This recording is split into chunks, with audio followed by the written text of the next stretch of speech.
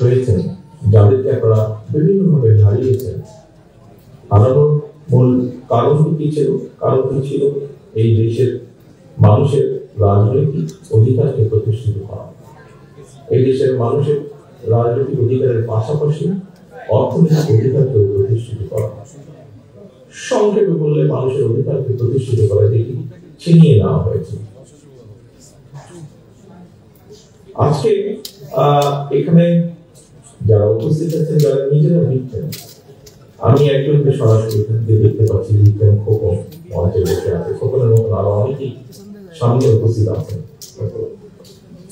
একই সাথে এরকম পরিবার উপস্থিত আছেন।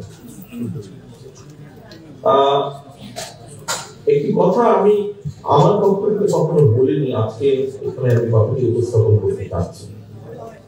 যারা এখানে গুমের শিকার হয়েছিলেন, ব্যক্তি বা পরিবারের সদস্য যারা আছেন, আপনাদের সাথে সবসময় আমি একত্র প্রকাশ করি, কারণ আমি কিন্তু আপনাদের, আমি এবং আমার ভাই, যে ছোট ভাইটিকে আমি হারিয়েছি, আমরা উভয় ভাই কিন্তু আপনাদেরই অংশ, যারা গুম হয়েছেন, গুমের নির্যাতিত হয়েছেন, গুমের শিকার হয়েছে। কিছুদিন আগে আমি হুম্মম কাদেরের সাথে কথা বলছিলাম, ও এসেছিল আমার সাথে একটি বিষয় আলাপ করার জন্য। আমরা কয়েকদিন আগে দেখেছি যে আয়নাঘর নামক যে জায়গাটি তৈরি করা হয়েছে, সেই জায়গাটাতে বর্তমান অন্তর্বর্তীকালীন সরকার প্রধান সভাপতি দিয়েছিল, সেখানে হুম্মম কাদের ছিল। সেখান থেকে আসার পরে হুম্মম আমাকে কিছু বিষয় বলেছিল। তখন হুম্মম আমাকে বলল যে ভাইয়া, আপনাকে যেই ঘরে রাখা হয়েছিল আমাকেও সেই একই ঘরে রাখা হয়েছিল। এখানে অনেকেই আমরা আছি যারা আমরা আয়নার ঘর থেকে ঘুরে এসেছি, অনেকেই আমরা আছি যারা আমরা আয়নার ঘরে অত্যাচারিত হয়েছি। এখানে অনেকেই আছেন যাদের স্বজনরা আয়নার ঘরে গিয়েছেন, আয়নার ঘরে অত্যাচারিত হয়েছেন। কেউ হয়তো ফিরে এসেছেন, কেউ হয়তো ফিরে আসেন। একজন রাজনৈতিক কর্মী হিসাবে, একটি রাজনৈতিক দলের সদস্য হিসাবে স্বাভাবিকভাবেই আমাদের প্রত্যাশা যে একটি জনগণের যে প্রত্যাশা, সেইভাবে রাজনৈতিক দল হিসেবে আমাদের প্রত্যাশা যে সামনে একটি সুষ্ঠু নিরপেক্ষ নির্বাচন অনুষ্ঠিত হবে। নিরপেক্ষ নির্বাচনের মাধ্যমে বাংলাদেশের জনগণ তাদের সরকারকে বা কারা সরকার গঠন করবে সেই সিদ্ধান্ত তারা দেবেন বাংলাদেশের জনগণ।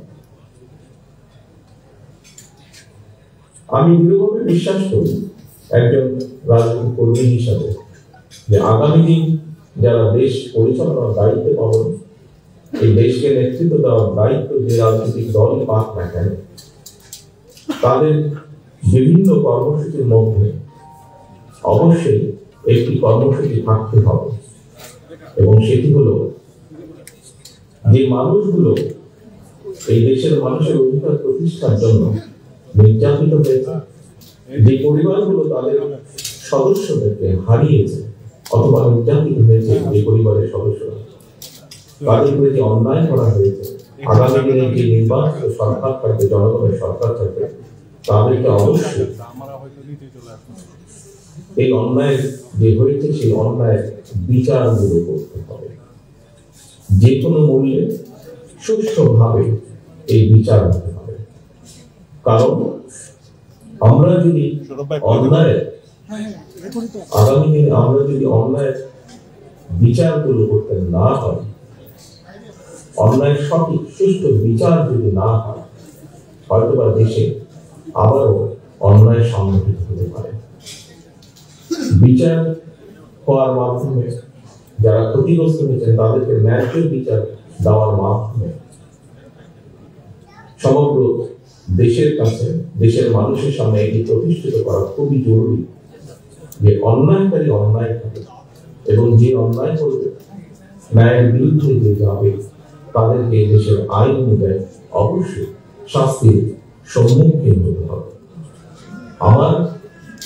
আমাদের দলের অবস্থান থেকে আমরা পরিষ্কারভাবে বলতে পারি যে বিএনপি বাংলাদেশ জাতীয়তাবাদী দল বাকিদের বাংলাদেশের মানুষ আগামী দিনে সুযোগ দেয় দেশ পরিচালনা, তাহলে অবশ্যই বিএনপি যেরকম রাজনৈতিক কর্মসূচিগুলো আছে সেই কর্মসূচিগুলোর পাশাপাশি অবশ্যই আমাদের সর্বোচ্চ চেষ্টা থাকবে যে বিগত স্বৈরাচার বিরোধী আন্দোলন যারা ক্ষতিগ্রস্ত হয়েছেন, বিভিন্নভাবে নির্যাতিত হয়েছেন, একই সাথে জুলাই আগস্ট মাসে যারা ক্ষতিগ্রস্ত হয়েছেন, নির্যাতিত হয়েছেন, যারা শহীদ হয়েছেন, সেই বিভিন্নভাবে যাদের হত্যা করা হয়েছে সেই হত্যাগুলোর বিচার অবশ্যই ইনশাআল্লাহ আমরা করব।